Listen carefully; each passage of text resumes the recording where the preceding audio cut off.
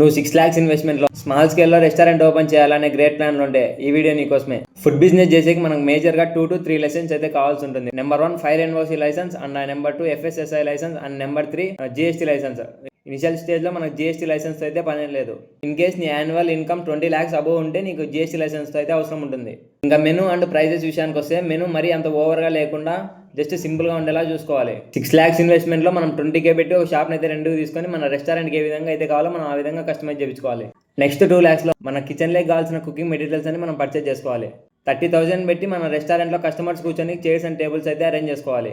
Next 2 lakhs అనేది మనకు licence కావచ్చు అండ్ అలాగే మార్కెటింగ్ కావచ్చు, మన షాప్లోకి కావాల్సిన రా మెటీరియల్స్ అని మనం పర్చేజ్ చేసుకోవాలి. Packing covers and plates. ఒక రోజుకు మన రెస్టారెంట్లో 5,000 రూపీస్ కౌంటర్ సేల్ అయినా కూడా మంత్కు 1.5 lakh రూపీస్ అయితే వస్తుంది. ఈ 1,50,000లో నుంచి నీకు అన్ని ఎక్స్పెన్సెస్ పోయినా లైక్ గ్రోసరీస్, వెజిటేబుల్స్ అండ్ అలాగే ప్యాకింగ్ కవర్స్, ప్లేట్స్ అన్ని పోయినా కూడా నీకు 40 to 50K అయితే ప్రాఫిట్ ఉంటుంది.